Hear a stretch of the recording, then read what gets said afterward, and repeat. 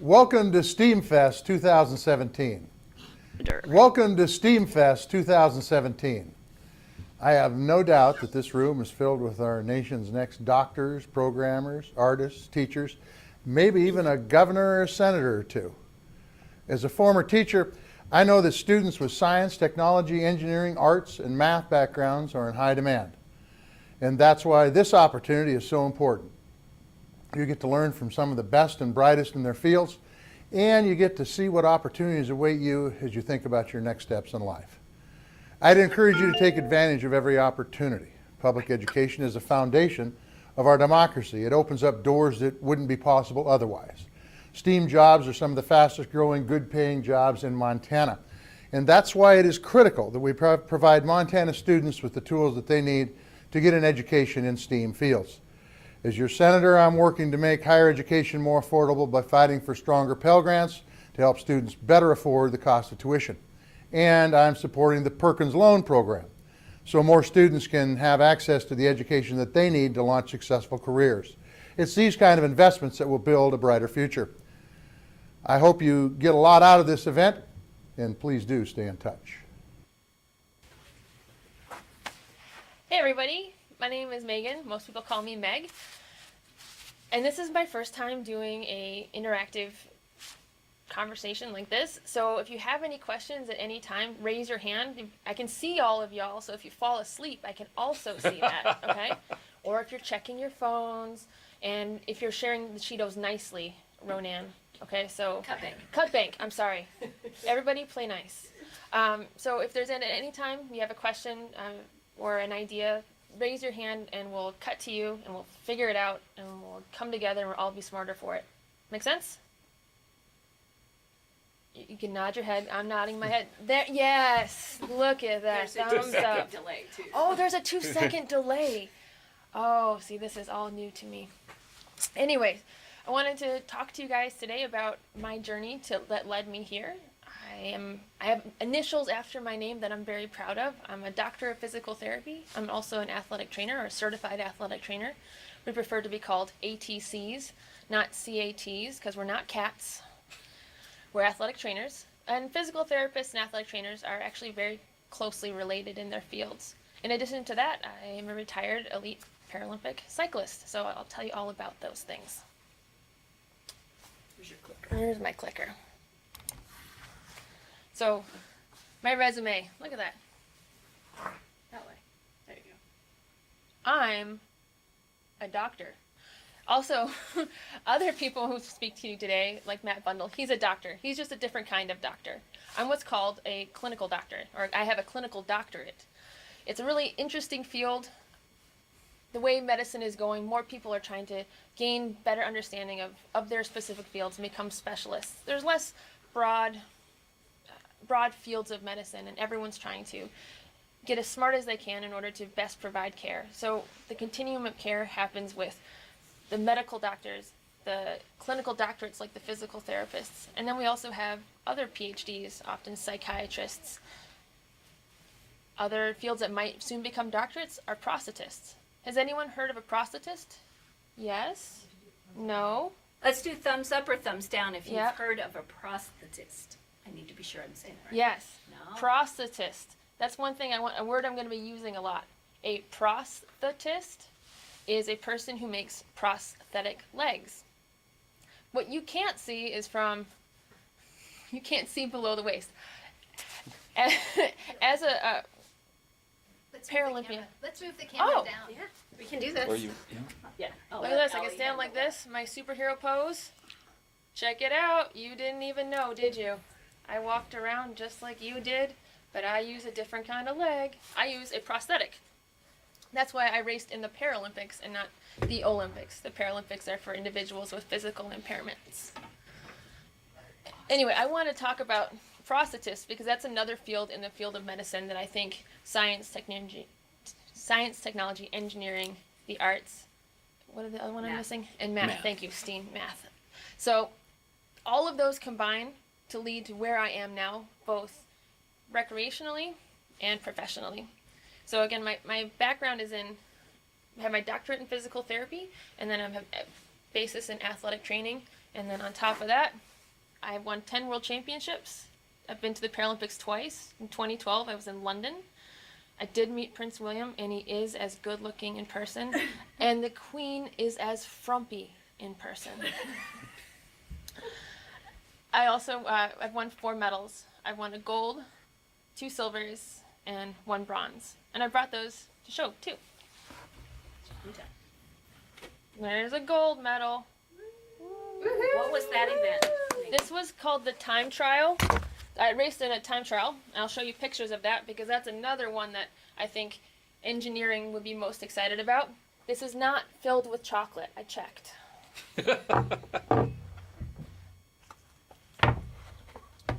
There's my silver medal from the games. So those 2 are from London. Here's a silver medal from the Rio Paralympic Games that just happened this summer in Rio de Janeiro. And the bronze medal. I'm tremendously proud of these medals, but more so what I love about them is that I get to share them with other people. It's honestly at home, they live in a box, in a drawer, in a closet that I never open. The only time I bring them out is to share them with people like yourselves. It's a really special opportunity I have to... Let me step back. I am here, alive, talking to you today because of other people. And the opportunity that I have had to race at sport's highest level is because of other people. And so when I get to come and share with you the successes that I've had, again, professionally and personally, is to show you that you can have a huge impact in somebody else's life. You can change the direction of their life, give their life meaning, and then it goes on and they pass that on to other people. So it's none of the things that we do act in isolation. I think it's a really important thing to keep in mind, especially moving forward in a career path that these science, technology, engineering, math can provide. So, are you guys seniors? Who's a senior? Raise your hand. Couple seniors, juniors. Maybe a few more juniors and seniors. Sophomores. Oh, look at all y'all. Right on. Freshmen. Hey, there you are. Good stuff. Okay. Do you guys know what you're going to be when you grow up? Thumbs up if you do, thumbs down if you don't. Yeah. I see some of this. Makes total sense, okay? That's why I wrote choosing a college and a major. Don't stress it, okay? Easier said than done. But so I see a thumbs up. Somebody has direction and motivation in life, and that is awesome. Not saying you guys that don't know aren't motivated, but I'm just saying it's hard to know, okay? I went into school as a wildlife biology major. That's pretty far from where I am today, right? I was trying to study animals. To be honest, what I wanted to be was the next Jane Goodall. I wanted to study big cats. I wanted to study them in the jungle. I wanted to live in the jungle. I wanted to save the jungle. I wanted to save cats. And now I work with people. What led me to where I am today is I always was fascinated by the human body. I grew up on a farm in a small town called Rocky Mountain House, Alberta. It's about roughly 10, 12 hours north of Missoula, Montana in Alberta. So I lived with cows, horses, dogs, sheep. The neighbors had pigs, and I was always doing veterinary medicine, hence kind of moving towards wildlife biology. Although I always wanted to work with humans, but I didn't have the confidence. I didn't think, man, I thought you had to be really, really, really, really, really, really smart to be in human biology. Little secret, guys. You don't have to be. Okay. So they don't tell you that. We all put doctors, our medical doctors, high on a shelf. They are just like all of you, and they started exactly where you are right now. So after I got hurt in 2002, I wasn't born with this cool metal leg. I didn't come out this way. I came out just like all of you guys. When I was 19, I was in a car accident and got my leg ripped off. In addition to that, I had a really bad head injury, and they had to do surgery on my brain. I wasn't always this gregarious. I was super shy. Brain trauma actually did me a favor. But here I was at 19, not that much older than any of you guys, and I thought I was a wildlife biology major, and I'm sure I would be happy studying that degree. But I spent a ton of time in the hospital, and then I spent a ton of time in physical therapy, and then I relied on somebody else to give me the opportunity to walk. And I brought some of my legs here, and I can show those to you guys. So I came back to school and studied athletic training. It was incredibly rewarding, but it wasn't quite what I wanted to do. So I worked professionally for a little bit. I worked at the University of Washington with the big football players and runners over there. And then I came back to Missoula because I wanted to bring the skills that I was learning elsewhere and bring them back home and share them with my community. But I knew I needed to know more. I wanted a better job. Physical therapy really suited that. A lot of my degree requirements for physical therapy, athletic training, worked towards physical therapy. So I returned to school, and then I went to graduate school. So there's always more schooling you can do. That's also like a blessing and a curse. They'll always tell you there's more you can know, and honestly, the more you know, the more you learn you don't know. So the guys that don't know where you're going to be when you grow up, where you're going to go to school, again, don't stress it, okay? Because it'll all pan out in the end.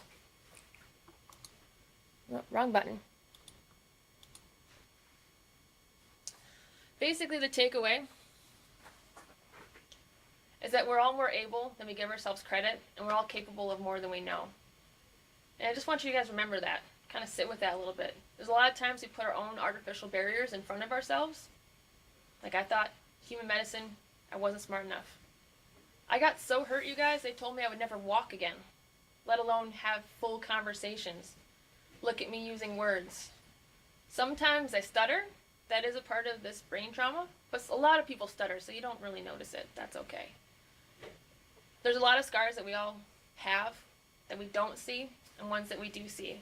And I think one of the fortunate things about having a physical impairment like I do is that people can see some of my scars quite visibly, and it allows them to sometimes come up to me, share their stories, and relate to me.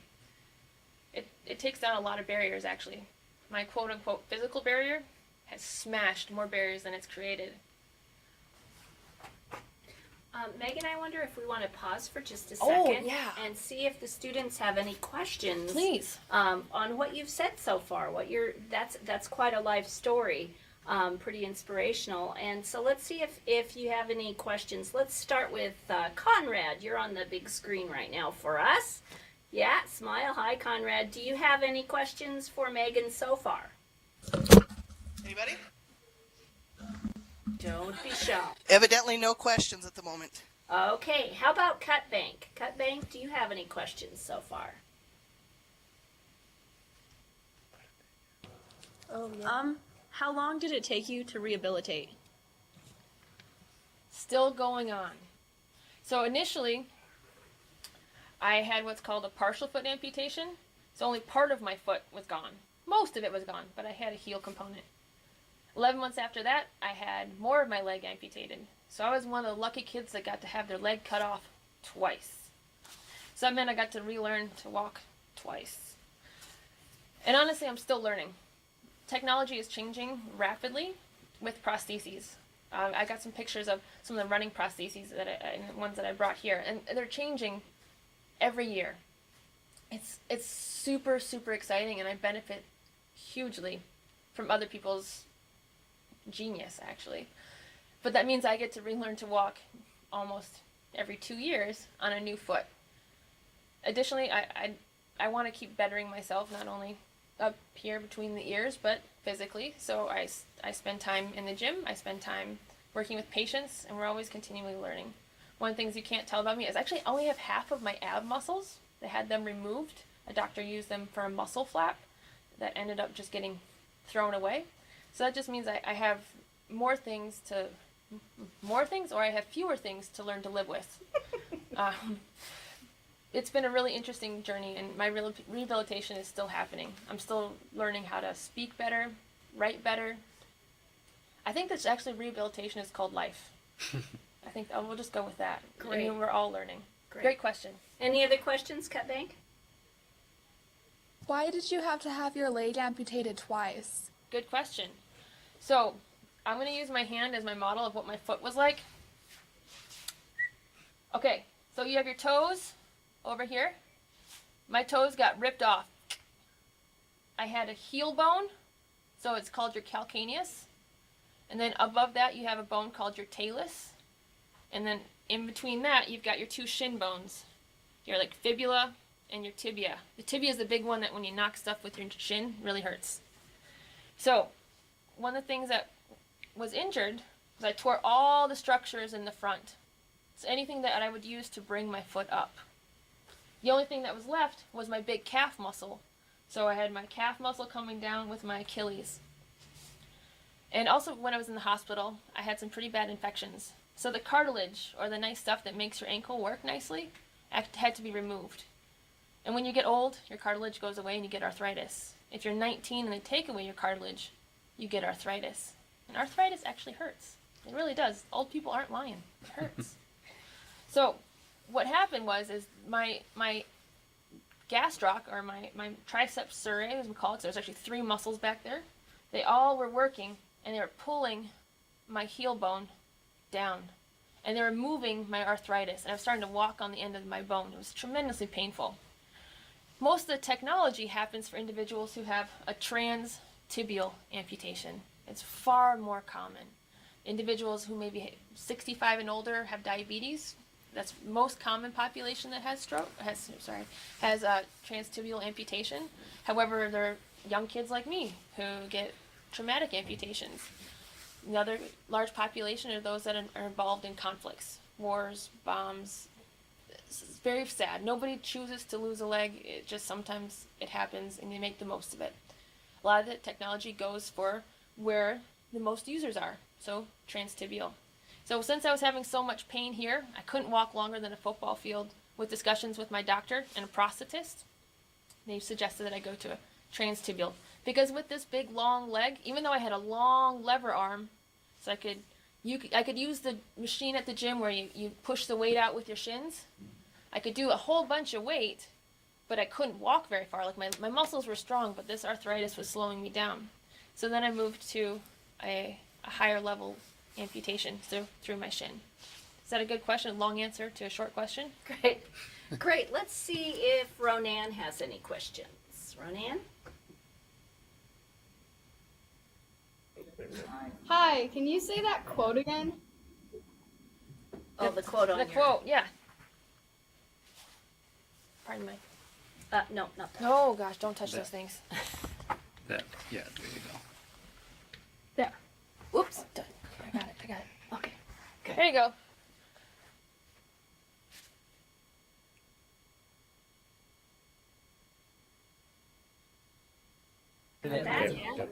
Were you ever involved in any of the designs of your prosthetics? Yes, certainly. So one of the ones I brought in is my running blade. So I didn't necessarily design this, but I go in and I see a prosthetist who makes a prosthesis. So if I stand over on the white, is that better? Can you see that a little more? It might Not be too necessarily. thin. One of the neat things is this new one has a split down the middle. Can you see that? So before there used to be a solid piece of carbon, which works really nice. It compresses. See if I can get it to compress. You can't see it. Oh, you can't even see it. Oh, that's so sad. It bends kind of like Tigger's tail. Ooh, can we pan down? Jeez. You can try. Maybe. Come on. Come on. Come with me down here. Meet me down low. Okay. Can you see that bend? Now imagine all 125 pounds of me smashing that down, and it bends. Ooh. Here, I'm going to step off the camera. Give me 2 shakes.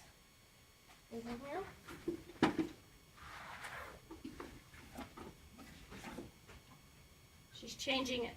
Don't tell them. Oh, okay. Sorry. Secret.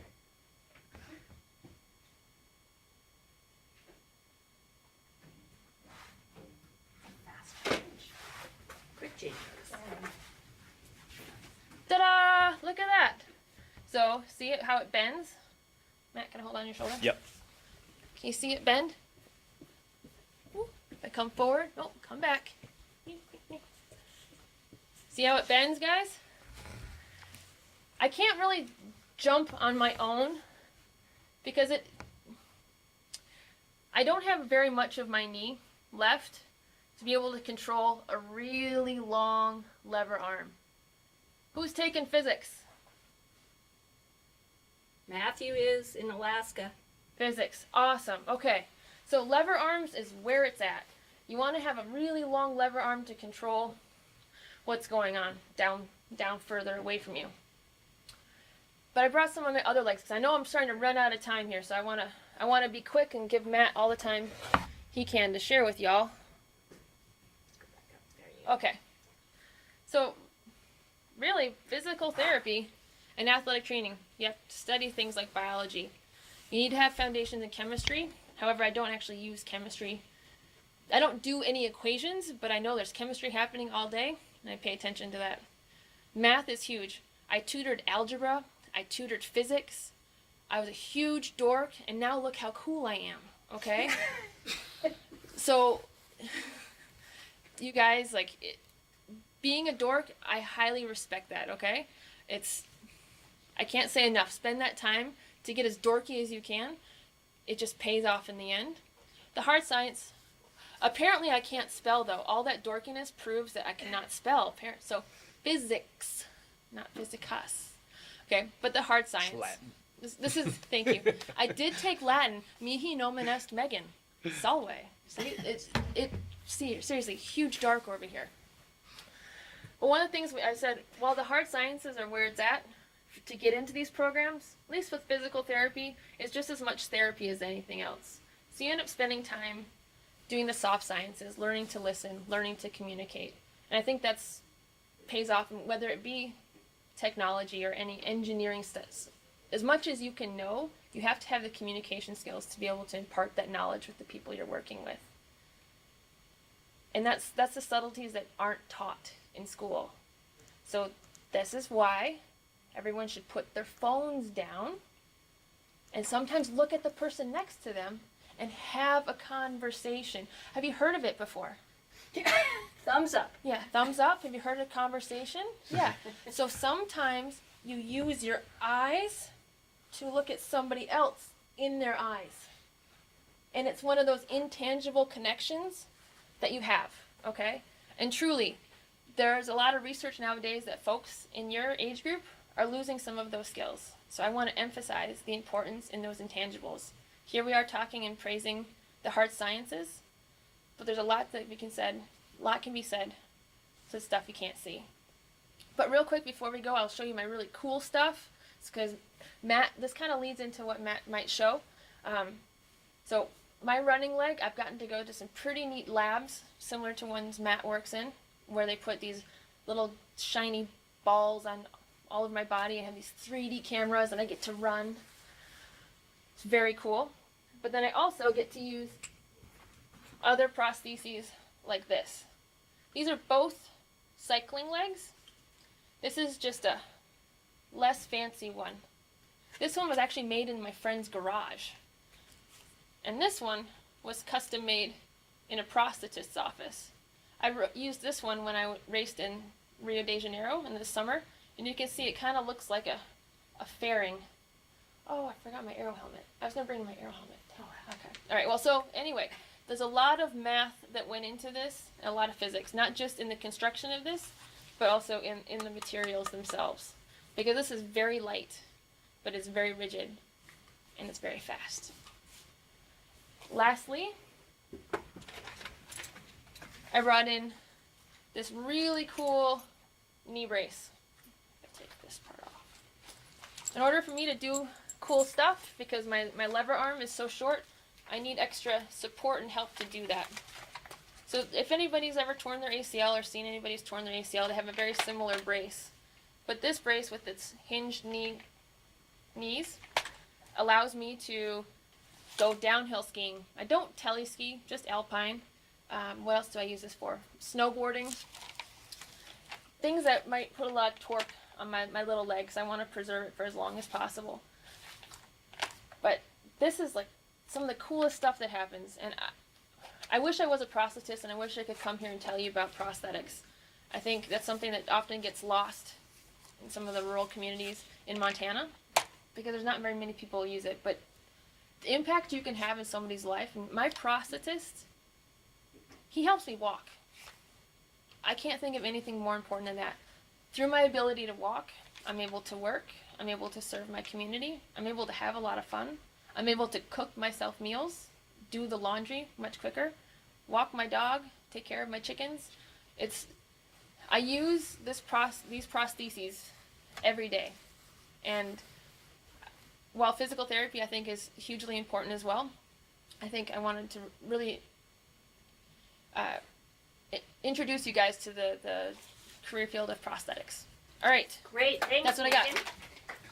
Hi, I'm Matt Bunnell. I'm a professor at the university, and I work in an area that is related to what Megan was talking about, at least professionally, and also some of the research that we do is directly relevant to people who have amputations and have other types of conditions that prevent them from being ambulatory. And then on the other end of the spectrum, I mean, Megan's an Olympian and Paralympian, and we also work with numerous Olympians who are trying to get and exceed the current limits for human speed. So that's kind of a little bit of what we do. And my area, I'll just stand to the side. Whoopsie. How did that go back?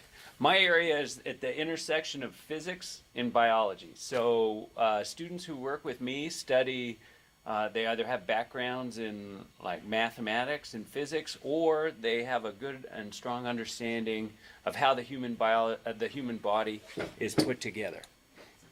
And my own interest in this stems from an athletic background that I had when I was in college. I used to do a lot of running, was the captain of the Harvard track and field team and the Harvard cross country team.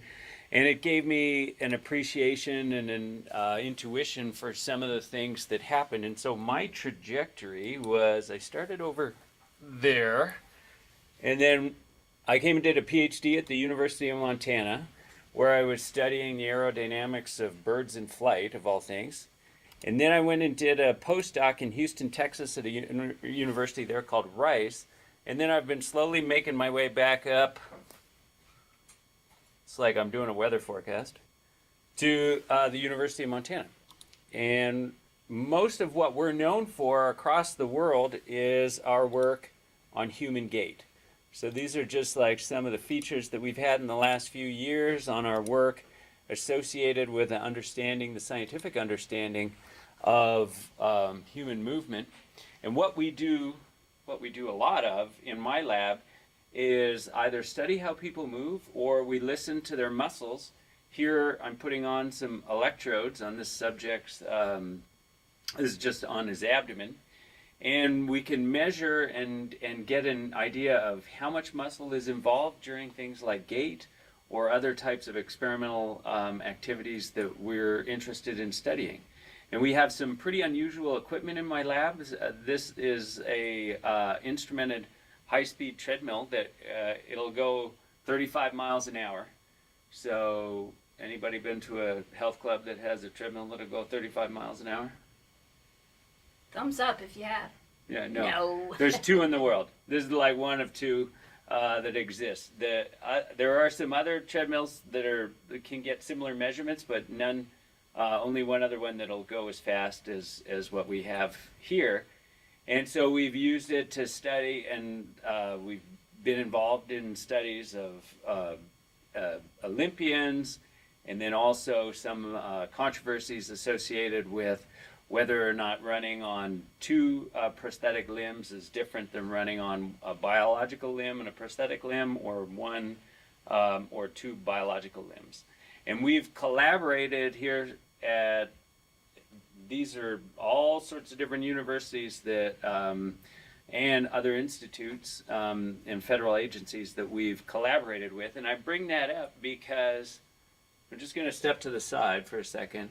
These are all schools that students of mine have gone to in the last few years after leaving my lab. And so we've had several people go off to medical schools.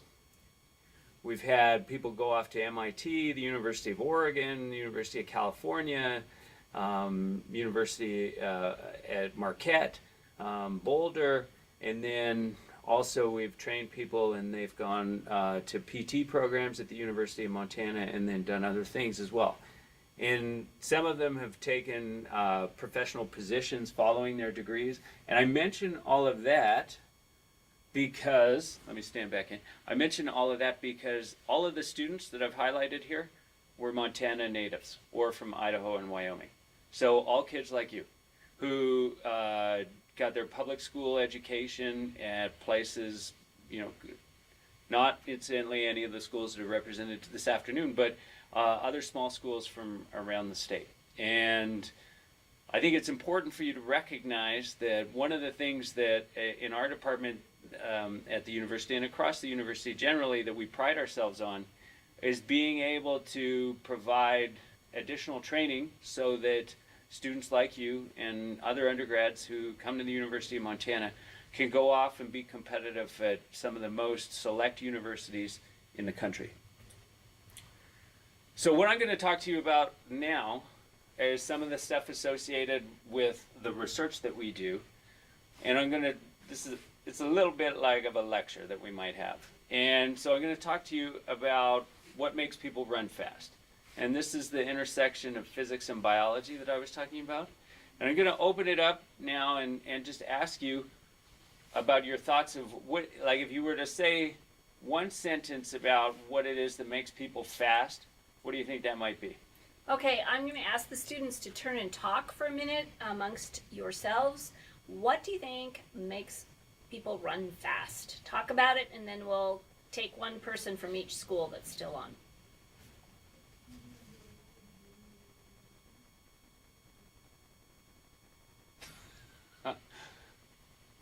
Matt from Alaska is talking to himself.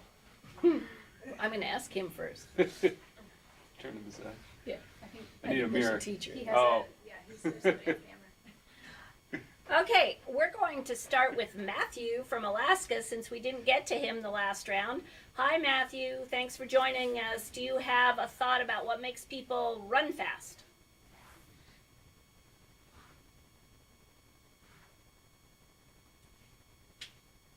Can you unmute yourself? Maybe? Word. There you go. There we go. Hi. Maybe like the size of the person, like the length of the legs, or like the size of like their whole body, maybe. Could be. That's a good idea. Let me stand out of the way, because this guy right here is about 5'3", and he's not. I mean, obviously, Usain Bolt is put some separation between them in a short of a race of 100, but he's about 6'6", and this guy's 5'3". So over a foot difference, he's still an elite, one of the best guys in the world. But it goes to show that the size or the stature of somebody isn't the only thing that's important when we're talking about like how fast people can run, which is great. It's actually like a really fortunate aspect of these phenomena, because it doesn't disqualify people who might be of short stature or tall from competition. But that's a great suggestion. Great, Matthew. Thank you. Let's go to Conrad. Conrad, do you have any thoughts about what makes people run fast other than stature? Possibly their amount of muscle strength and their lung capacity. Okay. Okay. Great. One of the things, so I'll take your second comment, the lung capacity. You know, it's definitely the case that endurance runners have some of the most highly developed cardiovascular systems among all of humans. And it's critically important for them to be able to perform endurance types of events. But the thing is that, like on the short duration, on the short side, the really high speed elements, you know, if you look at these guys, all were world class. This is the 100-meter finals at the Olympics.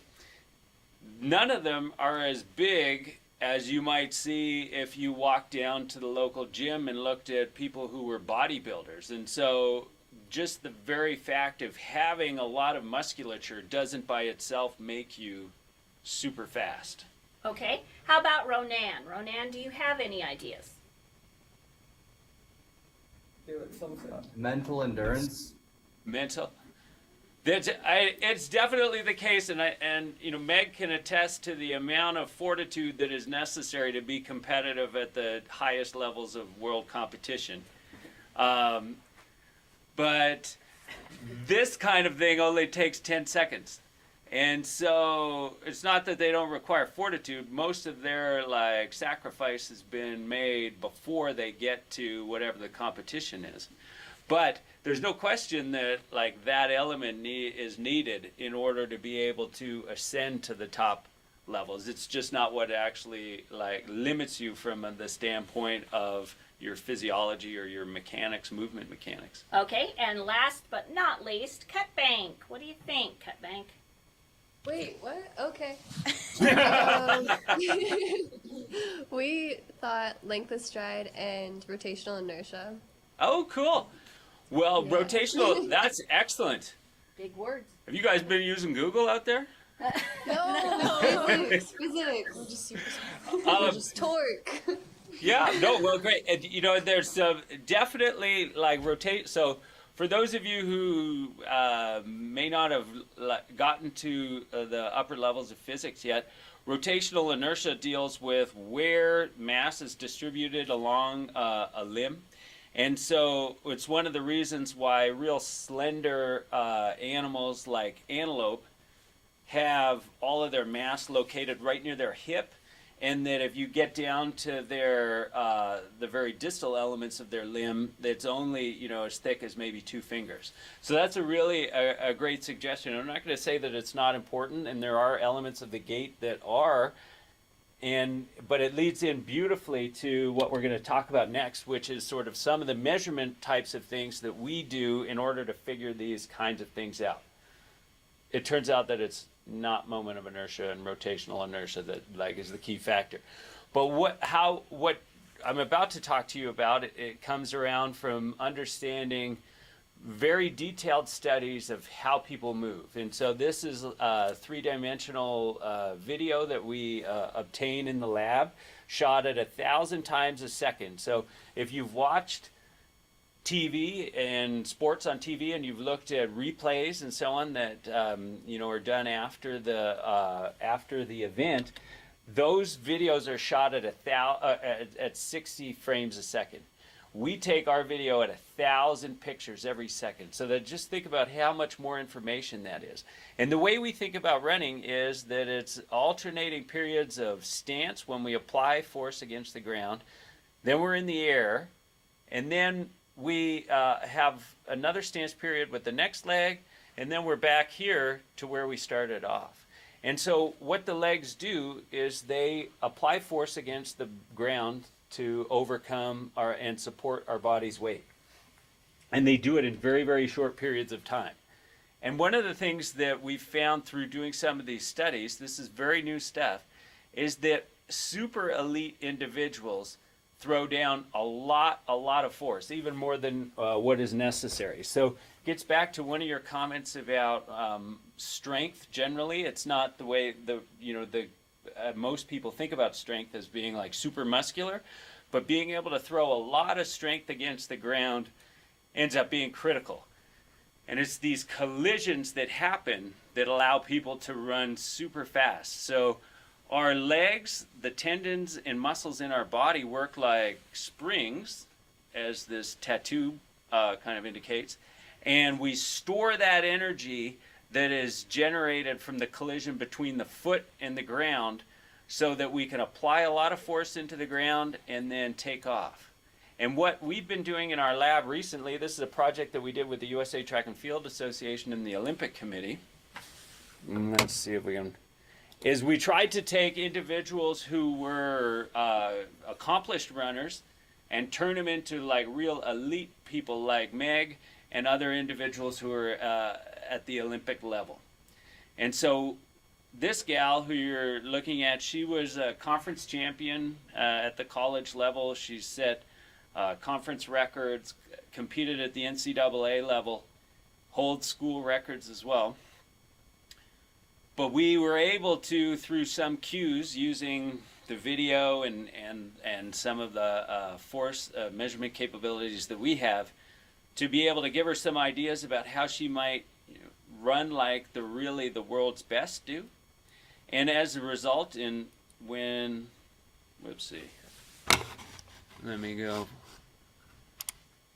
And so as a result, in her and the other individuals in this study, all of them, after they finished, had really marked increases in their performance. And so that's a little example of some of the work that we do. This is something we did a couple of years ago, as I mentioned, with the Track and Field Association and the Olympic Committee, to try and see if we could take discoveries that were basic in nature and then apply them to an area that was interested in some of our discoveries. Now, those of you who've had anatomy might recognize that normally there's not a joint here.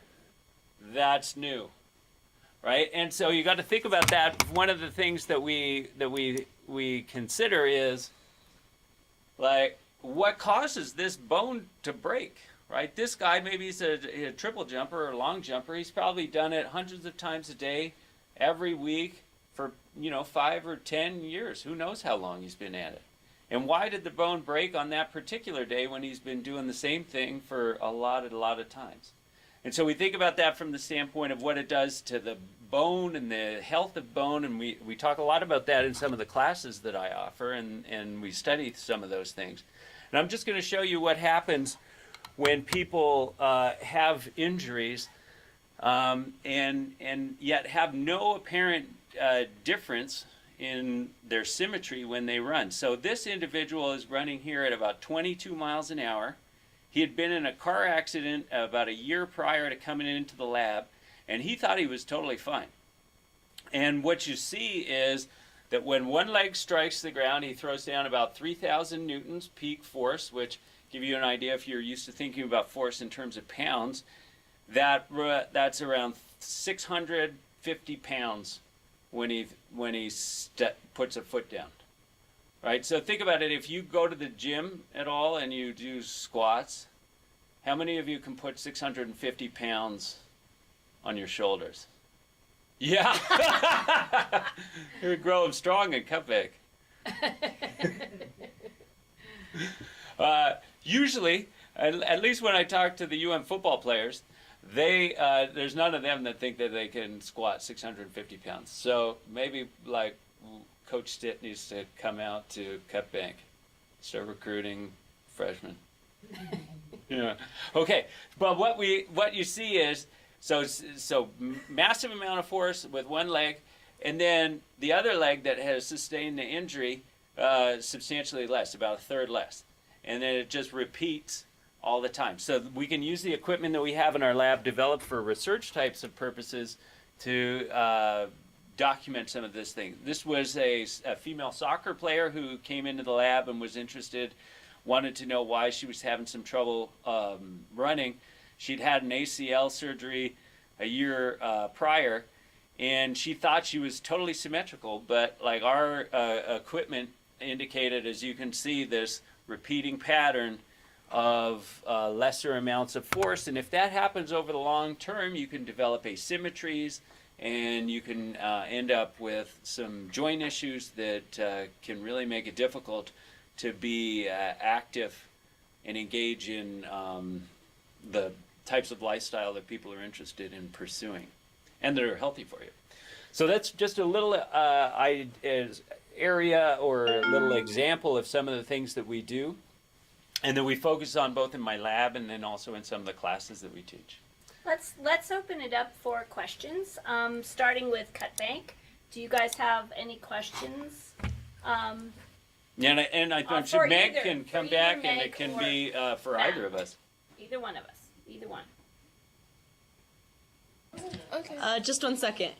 Okay. We're waiting 1 second. While we're waiting 1 second, go ahead. Oh, okay. Are there like special people you test while doing your running experiment things, or Yeah, we've had people in the lab and been part of studies that we have that are Olympians. And then we go all the way. Sometimes we want people who are literally as slow as we can possibly find. And maybe it's a real variety of athletic ability at Cupbank. So yeah, we take a lot of people. Sometimes we're looking for just volumes of individuals. Sometimes we're looking for people with specific attributes. Sometimes we're looking for the world's best, and we have to have people fly into Missoula to test them. Great. Thanks, Cupbank. Let's go to Ronan quickly. Do you guys have questions in Ronan? We can come back around. What's your favorite part of your jobs? Both of you. Yeah. Oh, okay. I think probably the most rewarding part is, it started off when I was younger and just finished grad school, and it was, oh my gosh, I can publish and get work into the scientific literature that some of my very accomplished professors have been able to. Now that I've been at this a little bit longer, I think the most enjoyable aspect is seeing students who work with me succeed and do things that they wouldn't have been able to do ahead of time. So, give you an example. One student who, before he came to work in the lab, had been trying to get into medical school. It wasn't able to get in. And then we devised a thesis project for him to do that was focused on giving him background that was relevant to medicine. He subsequently got in. Not only did he get in, but they paid for him to go, and they waived his tuition. So, stories like that are really rewarding. Great. How about Megan? I think being a physical therapist is tremendously rewarding. I get to teach people every day how to move and do the things that they want to do pain-free. It's unreal to watch the light bulbs go off. I've worked in hospital settings and where individuals literally can't get out of bed, or they can't go from sitting to standing on their own. And I can give them the skills and the tools to be able to do that, be able to go home and start their rehabilitation at home and getting back to what they want. I've worked at elite colleges and seen runners win NCAAs after ankle sprains. So I've taken somebody from a very fresh, raw, swollen ankle all the way to the top step at a D1 huge college, and that's to see them do that brings joy to me. Great question, Ronan. Let's go to Matthew. Matthew, do you have a question for either of these folks?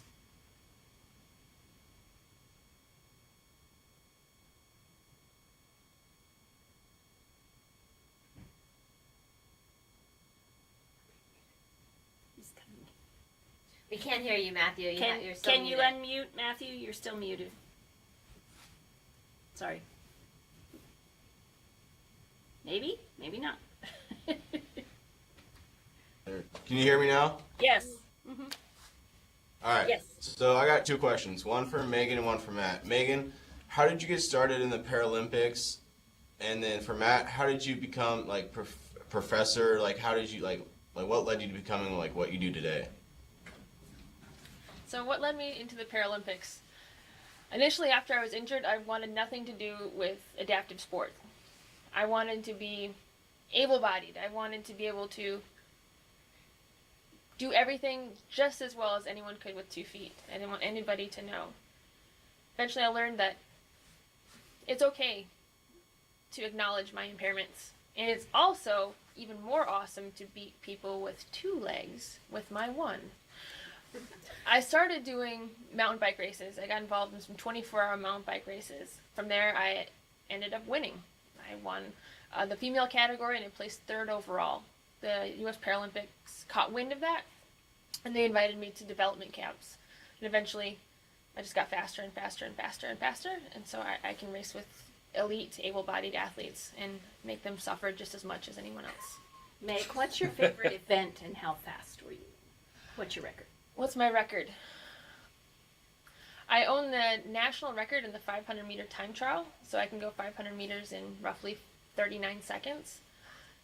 And that's on a bike with no gears on a banked track, because I actually had a picture of a banked track. It's banked at over 45 degrees, so you need centripetal force to even stick to it. It's a rush. I won the gold medal. One of my best events is actually longer time trial endurance sports. So you wear aero helmet, tight clothes, and you get in a little position like this, and I can go fast for a long time. Great. Okay, let's have Matt answer the question. So what led me into this career is initially and still to this day, I was fascinated by solving problems that people hadn't been able to solve. And sometimes it requires like just a tremendous amount of work, and sometimes it's like really evident to people based on their background and previous experiences that they've had. And so that really, among all the things and research projects that I've been involved in, most of them involve an element of problem solving that I find really rewarding. Great, thank you. Any other questions real quickly? Raise your hand and I'll call on the school. Ronan. Hi. Okay, so I run track, and I'm really bad at matching my arms with my legs when I run. How do you solve that problem of being in phase with your arms and legs? Is that what you're talking about? Well, I'd probably have to see it to tell you for sure, but most of the time, what I would suggest is run more. Just do more. And yeah, I mean, there's a variety of things. Sometimes it depends a little bit on the event. So for longer duration types of things, if that happens to be your specialty, then the more people tweak with like gait mechanics, the worse off you become, as long as there's not some sort of pathology or like a problem that you're going to cause. But for shorter event types of things, somewhat counter to that, there are techniques that you can learn that will really improve your speed. So the USA's best track speed coaches will say things like sprinting is learned, not born with. So practice. Great. Yeah. All right, well, I think we're just about out of time. So students, can you join me in thanking both Megan Fisher and Matt for coming and spending some time with us. Great presentation. Thank you. Thank you. Thank you. Thank you.